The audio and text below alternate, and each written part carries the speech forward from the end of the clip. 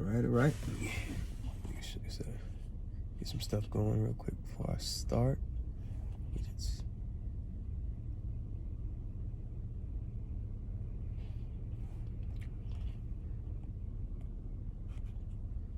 Put that right there. All right, Shalom. First and foremost, I want to give all praises to the Most High, Yahweh, Bahashem, Yahweh Shai, Bahashem, Rakah HaKodash. I want to give double honors to the apostles and the elders of Great Millstone.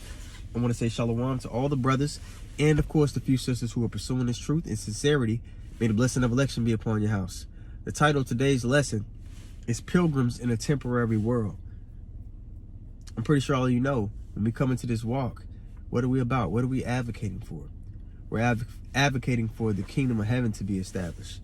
We're advocating for righteousness to go forth in the earth, right? And most Christians and people in the world, they don't actually know what the kingdom of heaven even is. So what we're concerned about is a righteous government being established. Stopped up, man. I don't know what it is. Something in the air.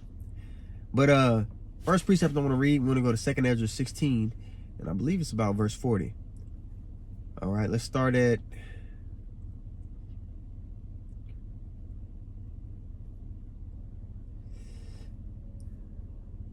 verse 37. All right, 2nd Ezra 16 and 37. It says, "Behold, the plagues draw nigh and are not slack." So there's plagues that's prophesied to play out in our lifetime. There's plagues that's prophesied to play out that's going to affect everybody's day-to-day, everybody's livelihood. World War III is going to be going on. There's going to be a lack of food and resources. There's things getting ready to happen on the earth to where you're not going to be able to weather that storm, to get through it, except the Lord be with you. Except you built up your spiritual muscles. And you got a lot of people, man, they know they're Israelites. They wear their fringes and they do particular things, but they haven't built up their faith. They haven't gotten to a spiritual place to where they're willing to let go any attachments they have in the world for the Lord's sake, for righteousness' sake. And this devil, our enemy, is going to use your attachments to this place as a weapon against you to get you to bend the knee. All right? 2nd Ezra 16:37. "Behold, the plagues are drawn nigh and are not slack, as when a woman with child in the 9th month bringeth forth her son. With 2 or 3 hours of her birth, great pains," those contractions, "can pass her womb, which pains, when the child cometh forth, they slack not a moment." They start getting quicker and they get closer and closer together. All right? So as these plagues and these different things start happening in the earth, trust and believe it's going to start happening quicker. It's going to seem like, damn, there's no let up. They just going to start coming. Let's go get it. Actually, it's in Amos. All right. It's going to be constant peril, one thing after another, to where the only way you're either going to be able to navigate and get through that, the Lord going to have to be with you. This Amos 5:18, it says, "Woe unto you that desire the day of the Lord. To what end is it for you? For those who aren't fearing Yahweh Shem Yahweh Shai, walking in his ways to the best of your ability, trying to offend less," like it says in Sirach 17th chapter. The day of the Lord, man, these judgments coming to apply on the earth, they're for your destruction. For the elect, it's going to be a tool, a refining tool for the elect. And it's going to, by contrast, through all the chaos going on, the Lord is going to show his power through the people that believe in him. But to the unbelievers, this is what it is for you. Amos 5:18. "Woe unto you that desire the day of the Lord, woe meaning destruction. To what end is it for you? The day of the Lord is darkness and not light, as if a man did flee from a lion." So you escaping a lion. One perilous situation, right? "And a bear met him," only to run into a bear. "Or went into the house and leaned his hand on the wall, and a serpent bit him." Constant peril, one thing after another. Verse 20. "Shall not the day of the Lord be darkness and not light, even very dark, and no brightness in it?" Now we go back to 2nd Ezra, the 16th chapter. Bear with me. Back to 2nd Ezra 16:38, I believe. Yeah. "As when a woman with child in the 9th month bringeth forth her son, with 2 or 3 hours of her birth, great pains can pass her womb, which pains, when the child cometh forth, they slack not a moment. This is why in John the 9th chapter, the Lord said, what? The night cometh when no man can work. Our ministry is time sensitive. All right, let me go get that in John 9 here. All right, John the 9th chapter in verse 4. All right, it reads. Actually, I'll start at verse 3. I'll just start at the top. All right, it's John 9:1. I guess this will be a little mini lesson within a lesson. John 9:1, it says, and Yahushua passed by, and he saw a man which was blind from his birth. So this man was born blind, right? And his disciples asked him, saying, Master, who did sin, this man or his parents, that he was born blind? Now, just a little nugget. You can use this, the top of this chapter, to prove regeneration. The disciples asked Yahushua, who did sin, this man or his parents? Can you do something as a fetus? Remember, he was born blind. No, they were talking about in a past life. They had this understanding as well. It was just common knowledge back then, how life and death worked. Okay, verse 2. And his disciples asked him, saying, Master, who did sin, this man or his parents, that he was born blind? Yahushua answered, neither. So he didn't rebuke him and say, what are you talking about? There's no such thing as a past life. He couldn't have sinned. He didn't do that. Because this is actually what it is, how life and death works. Verse 3, and Yahushua answered, neither hath this man sinned, nor his parents, but that the works of God should be made manifest to him. So this particular man was made blind so that the Lord could come across him during his ministry and heal him, and it could be written down. It's further proof that Yahushua is what the only begotten of the Father, the first created spirit. All right, verse 4. I must work, this is the point I wanted, I must work the works of him that sent me while it is day. The night cometh when no man can work. So it's going to come a time, man, we're not going to be able to put up lessons and be on the highways and hedges doing this. This thing is time sensitive. All right? Going back to 2 Ezra 16:39. Even so shall the plagues be, Shalaka, from the top. Even so shall not the plagues be slack to come upon the earth, and the world shall mourn, and the sorrow shall come up on every side. So this devil, he set the foundation to pinch the holes on the food. All right, he set up the foundation to completely, tank the money to where we have to switch over to a new system.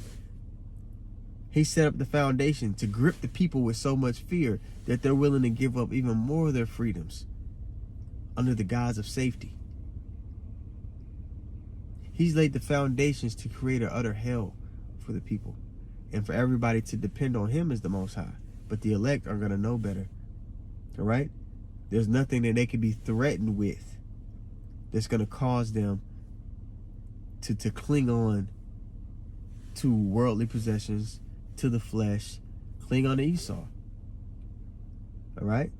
Because they're concerned with a spiritual establishment. They're concerned with the kingdom of heaven. You see? So there's nothing that can be used as a weapon against them.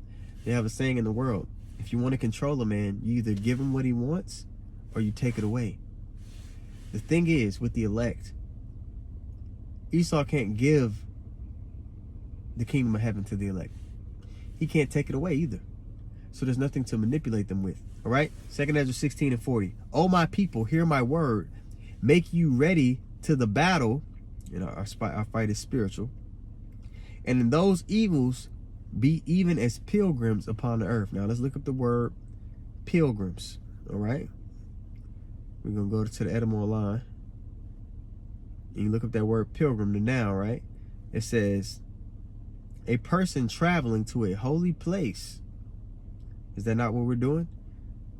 A person traveling to a holy place as a penance or to discharge some vow or religious obligation. All right, and our reasonable service is the will of the Lord in these bodies, or seeking some miracle or spiritual benefit. Now, a pilgrim on his voyage, he's going to have pit stops, but those pit stops never get a hold on him to where he's like, oh, forget my mission, I'm just going to stay here. the people he meets along the way never gets a hold on him to the point where he's like, forget my mission. I'm just going to stay here. You understand? So let's read that again. 2 Ezra 16:40. O my people, hear my word. Make ye ready to thy battle. And in those evils, be even as pilgrims upon the earth. So we're supposed to have a mindset of where, we don't own anything here. We don't have any attachments to anything here. Our primary focus is to get to our final destination, to get to the end of the race. He that endureth to the end, the same shall be saved, right? So that's our focus. Okay, so we have to have a spiritual detachment and readiness. We're not permanent residents here. Our citizenship is in heaven. Okay, to back that up, let's go to Philippians 3:20. Let me go to it real quick. I'll pull it up. Psalm 4. Oh, Hear me when I call, O God. my Bible app.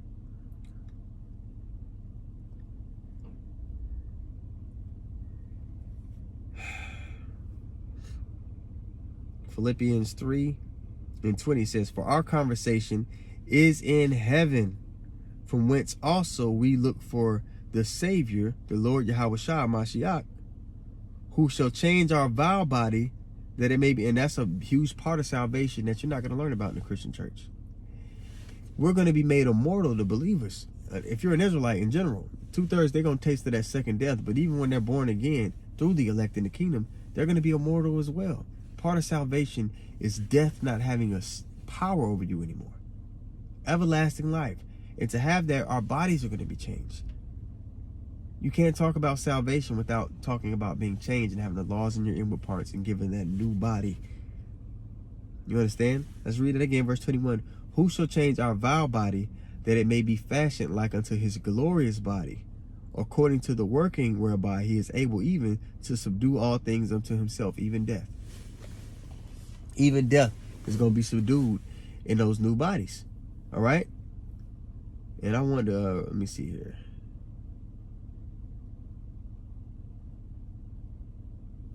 Let me see. I want to look up this word real quick.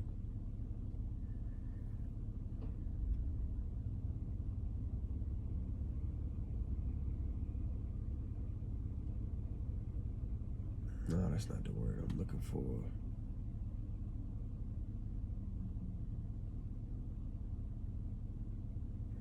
All right. Let's continue on. But the point I want to hear in Philippians 3:20 was to just show you, man, this is a place that we're passing through. The scriptures say what? This place is not your rest. Okay, so if it's not our rest, we need to keep on pushing till we get to our rest. All right? So we're waiting to be called up, man, and changed. We're waiting for the husband to come back. We're not settling down with this devil here, okay? Because that's what he wants you to do. Okay, they're doing fireworks. That's what he wants you to do, man. He wants you to look to him as your God. And we talked about that in the New Year's Eve destruction lesson yesterday. This devil, he has the technology he has that he's been holding back from the people. It's going to be so extravagant and over the top that people are going to be willing to be like, man, this guy must be God. Look at what he could give us. But everything he's creating is a great value. It's a knockoff. It's a bootleg version of what the Lord is going to give us off the rip. Somebody who knows that in the spirit, man, there's nothing this devil can sway you with. Okay? Let me get that precept I quoted.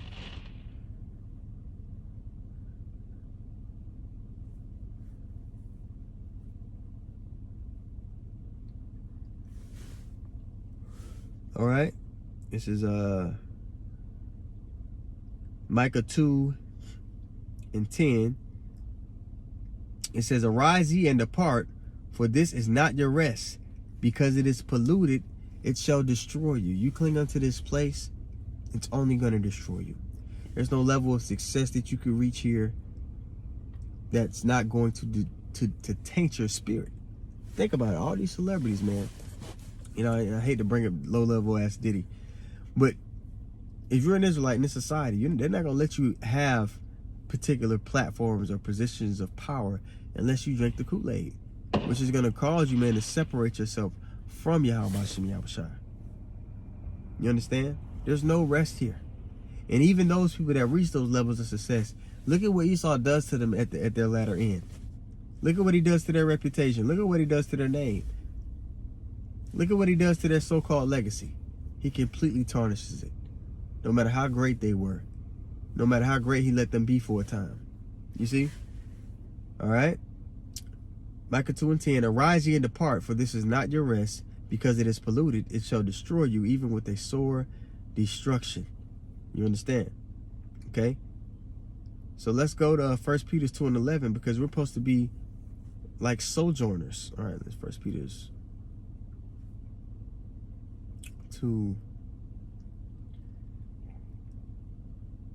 And I'm going to get to 2 Peter 3. We seek new heavens and a new earth. But, you know, we always bring that one out. We're going to get to it. All right. It's 1 Peter 2. And let me start at... let's just start at 11. Dearly beloved, I beseech you, as strangers and pilgrims, abstain from fleshly lusts. Because, again, you getting attached to the society. You getting attached to the people of this world. Now, I'm not saying you're not going to have people you're fond of, you have an affinity for. But the regard you have for the things of Yahweh Shem Yahushua are so high above the people that you have love for and relationships with. It's of no competition. It wouldn't even be a thought in your mind if you had to choose. You understand? You need to get to that place. How do you get to that place? Well, you got to be reading. And you got to be applying the understanding that you're getting from the reading. You got to spend your time doing spiritual things. You got to fast. You know what I mean? If you have the opportunity to be around like-minded men or women, do that. They said, got a saying in the world, you're the sum of the 5 people you spend the most time with. Right? So if you have the opportunity to be around spiritual individuals, be around those spiritual individuals, man. People that are focused on the Lord's mission. That's not a privilege that many of you will have. But if you do have the opportunity, man, take advantage of it, man. Take advantage of that. A lot of times if I'm feeling low in the spirit, I get around brothers, man, it's like a boost. It's like a jump start. You see? Be around spiritual people if you have the opportunity. All right, 1 Peter 2:11, dearly beloved, I beseech you as strangers and pilgrims, abstain from fleshly lusts, which war against the soul. Okay?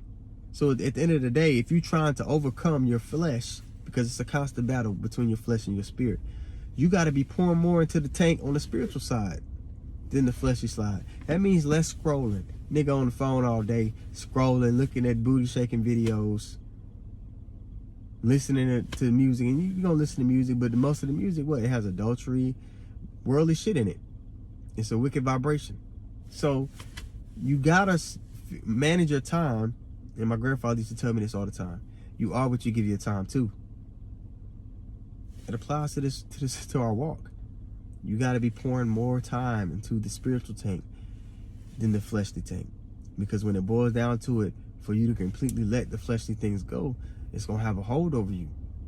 The people, the things that you have or you think you have, those possessions, so to speak, are going to do just that. They're going to possess you. Why do you think Lot's wife looked back? She was possessed by her possessions. She had an affinity. She had such a heavy love for the things. And then Lot was balling. Don't get it twisted. Lot, it wasn't an apartment she was looking back at. Lot was balling. Remember, him and Abraham had to separate. She was attached to her possessions, bro. And what you got here? You got an apartment, a dog, maybe a decent car. There's nothing here that measures up to what the smallest of things that the Lord is going to give us. Off rip, you get immortality. And on top of that, anything that you lose here, Yahweh Shah told his disciples even, man, anything that you've forsaken it for my name's sake, you shall receive 100-fold in the regeneration. So anything that you lose, you're going to get it back anyway. You're not losing anything.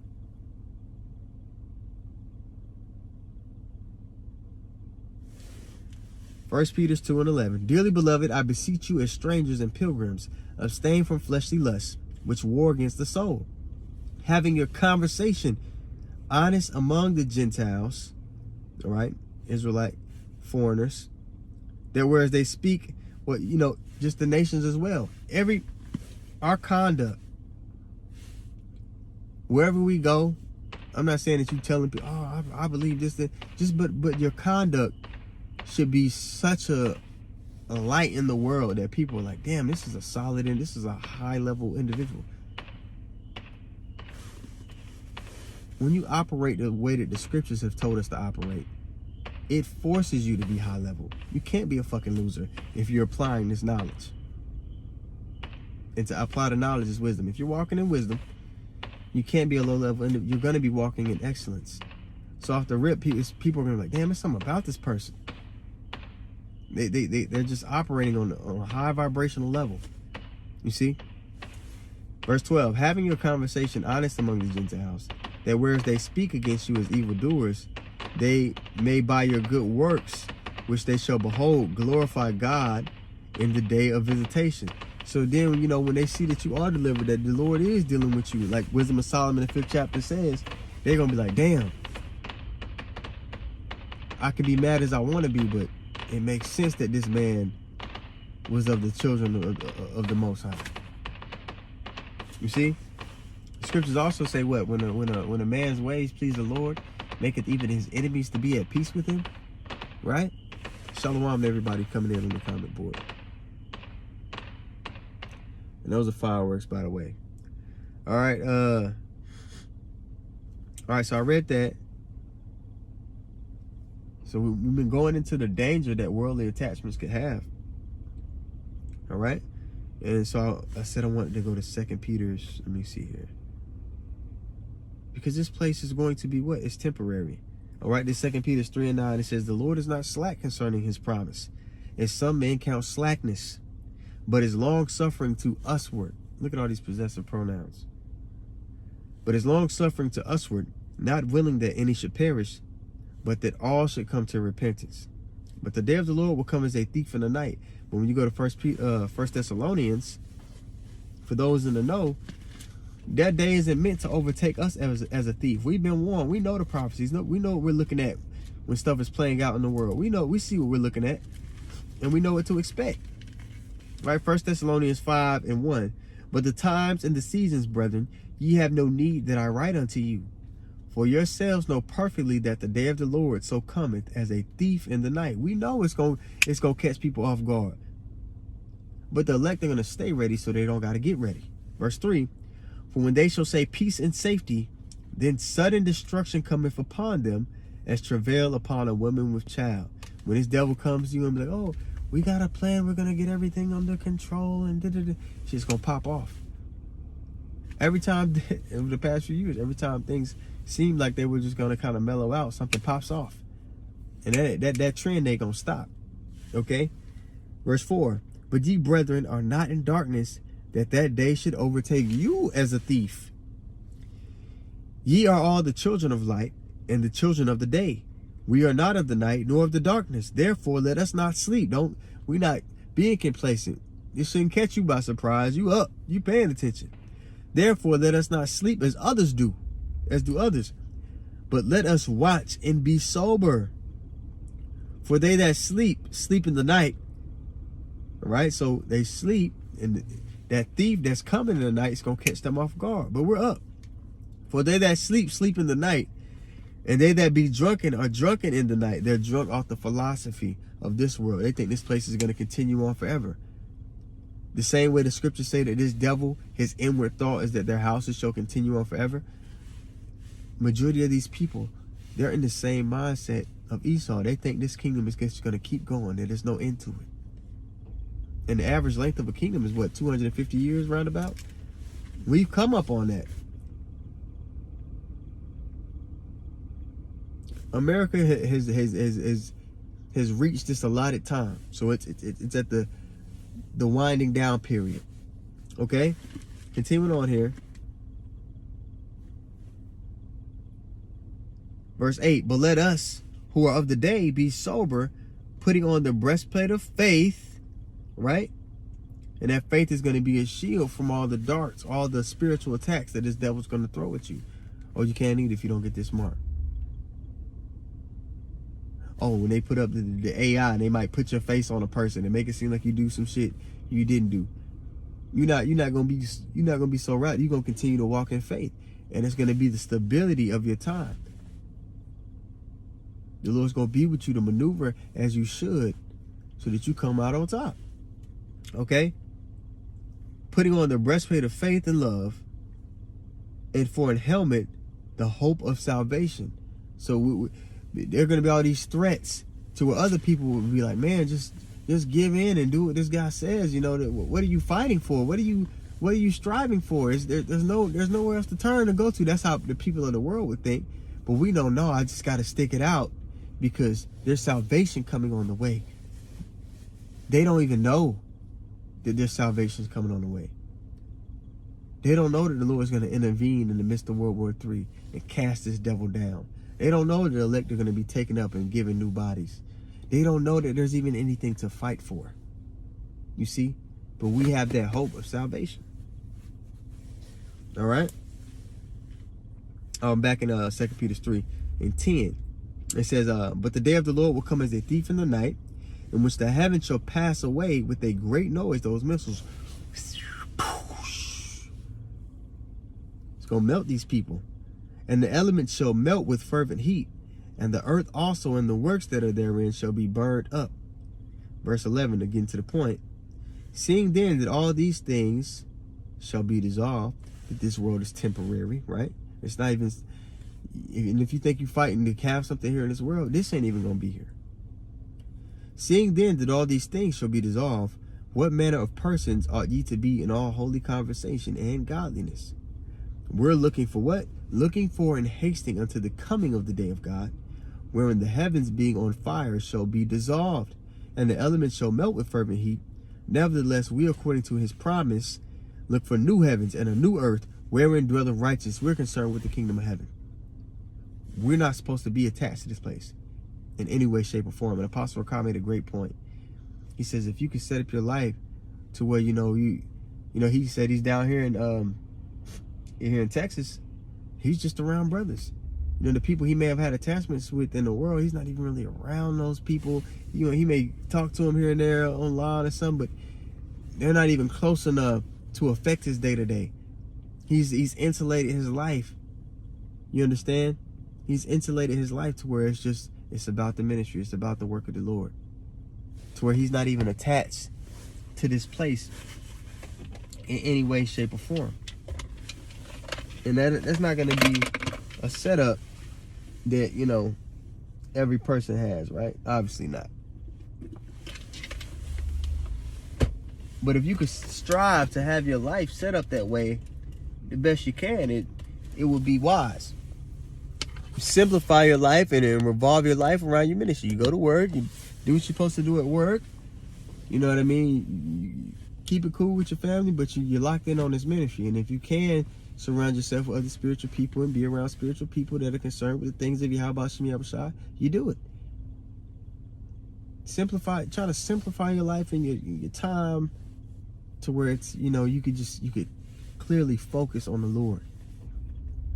Because we're coming into a time where our only defense from the attacks that are about to come down the pipe is going to be having that connection. Make sure your connection is strong. Okay? Verse 13, 2 Peter 3:13. Nevertheless, we, according to his promise, look for new heavens and a new earth, wherein dwelleth righteousness. Wherefore, beloved, seeing that ye look for such things, seeing that this is your mindset, right? Be diligent, that ye may be found of him in peace, without spot and blameless, that you locked in when the time comes. Because a lot of people with fringes on, they're not going to be locked in. It's the difference between knowing you were Israelite and being one. Walking it every day. Having the mindset of being ready to drop everything at a moment's notice and reject this place. Because the elect is stated that what? They love not their own lives unto death. Right? So we got to be ready for this spiritual battle, bro. Ephesians 6:10. Let's go there. Let's go to Ephesians 6:10 real quick.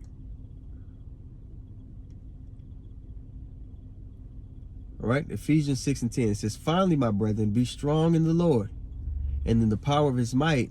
Put on the whole armor of God, that ye may be able to stand against the wiles of the devil. See, when you're equipped with faith, when you understand the scriptures and the prophecies that are going to play out, when you've been operating and you know, like, okay, I've been walking and being brotherly. I have the understanding, you know, I've been practicing. Like, okay, brother needs something, I got it. I'll give it to this brother. I don't need it. The Lord clearly, he you know, you need it more than I do right now. If you start walking like this, because it's gonna come a time, man, especially for brothers in the camp. Say, Elder Yasharamba say this all the time. It may come a time where, you know, when this devil make decrees, where some brothers may not be able to work. We might all be in one house, and this brother might be able to work, and he's just gonna have to, you know, be in the spirit, like, you know what I mean? You know, it's just the situation the Lord put me in. You're gonna be on some, oh, these niggas, you're gonna be grumpy, you're gonna be being unbrotherly because the situation made you uncomfortable. Didn't you count the cost? You knew that we was gonna be persecuted. You knew that we was gonna be in situations like it might be a situation with brothers, you know, brothers in the tents, and because he's gonna set it up to, bro. Look, that mark of the beast, when it says buy or sell, if you can't buy or sell within a society, you can't function within that society. So the people that are resisting it, it's going to come to a point where those people are ostracized from society. Brothers might be on the outskirts. It might get to that point. But the Lord said we're going to be good. We're going to be taken care of. And we don't know how he's going to do it. He's going to do it in a plethora of ways. It's going to look, every situation is going to be a little different. And everybody's test is going to look a little different. Everybody has different strengths and weaknesses. But you're going to have to be on point. You're going to have to be on whatever your test going to be with. The Lord going to have certain tests for brothers that another brother may look at him like, damn, I don't know if I could have got through that. But everybody's going to be given their test.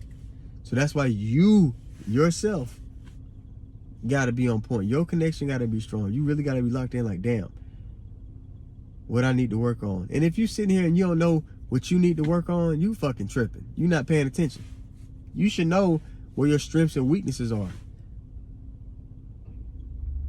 If you've been doing this thing, you've been walking, you should know the thing. Okay, these are the things I need to work on. I need to pray on. I need to fast, and so I can get stronger in this area. Aren't you examining yourself? You know, tell you this. You holding this damn phone all day. This devil examining all the believers. He's examining them.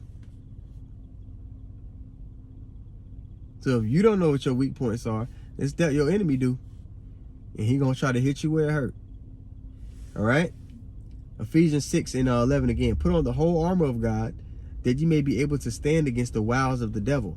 For we wrestle not against flesh and blood, but against principalities, against powers, and against the rulers of darkness of this world. And I think in the Geneva Bible, it says worldly governors. The Geneva Bible that came out in the 1500s, it says worldly governors here in this verse.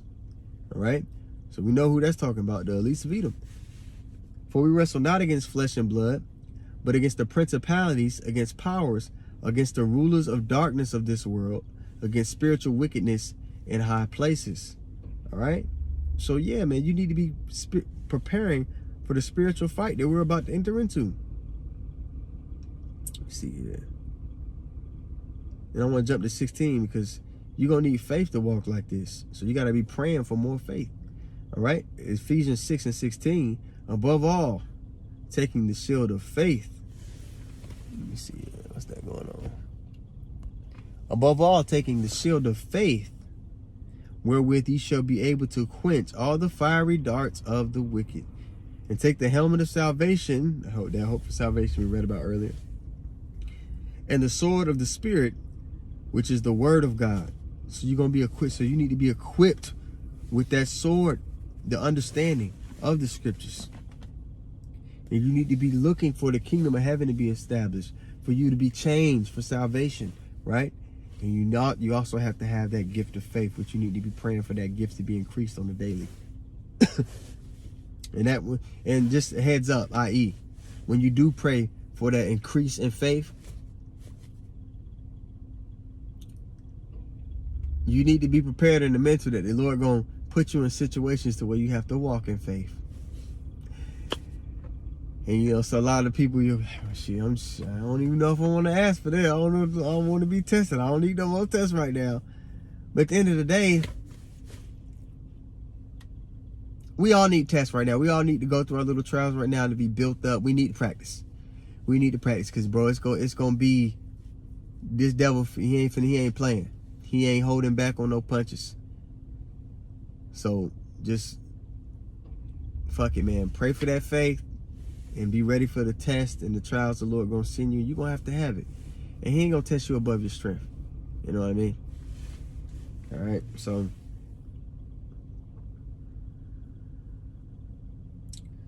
I think I got one more for y'all. I'm gonna go to Hebrews 11 and 13, and I'll close out on that. I didn't see anybody put anything on the comment board. All right, Hebrews 11 and 13.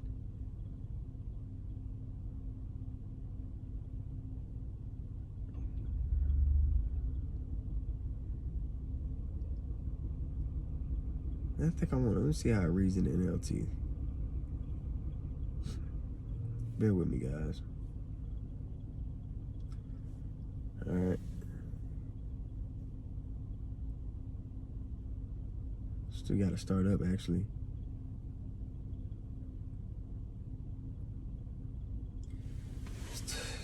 Yeah, I just started a good place to start. We just started 11. All right, I'm going to read it in the NLT. All right, Hebrews 11 and 11. It says, it was by faith that even Sarah, all right? You know, sisters, you're going to have faith too. Those women that are saved, they're going to have faith.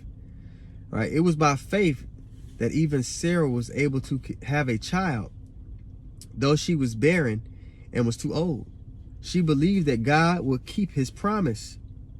And so a whole nation came from this one man, Abraham, who was as good as dead. A nation with so many people that, like the stars in the sky and the sand on the seashore, there is no way to count them. All these people died still believing that God had believing what God had promised them. They did not receive what was promised, but they saw it all from a distance and welcomed it. Let me jump over to the KJV for verse 13. All right. Back to the KJV. It says, these all died in faith, not having received the promises, but having seen them afar off, and were persuaded of them, and embraced them, and confessed them that it's okay. I may not receive it now in this lifetime, but I'll receive it in the next. That's like death ain't gonna stop what the Lord promised me. To have that level of faith, how could you stop a person like that? That's the level of faith that the elect are gonna have, though. And your question for yourself should be like, man, how do I get to that level of faith? Well, it's gonna take reading. It's gonna take a lot of prayer. It's gonna take applying what you're reading, not just knowing precepts, bro. And pilgrims on the earth. That pilgrim mindset. For they that say such things declare plainly that they seek a country, and we're seeking the kingdom of heaven. We're seeking a dominion. Verse 15. And truly, if they had been mindful of that country from whence they came out, they might have had the opportunity to have returned. But now they desire a better country. We desire something that's above anything that can be offered here. That is in heavenly. Wherefore God is not ashamed to be called their God, for he hath prepared for them a city. All right, so we seek the new heavens and a new earth wherein dwelleth righteousness, man. So be praying for faith. Apply what you're reading. Keep reading. And get ready to lock in, man. The ride getting ready to start. And you got to be prepared in the mind to make it to the end of this ride. So, Abarat, you got something from the lesson, man. Want to give all praises once more to Yahweh, Hashem, Yahushai, Hashem, HaKodash. Want to give double honors to the apostles and the elders of Great Millstone. I want to say shalom to all the brothers and, of course, the few sisters who are pursuing this truth and sincerity. All right, may the blessing of election be upon your house. Shalom.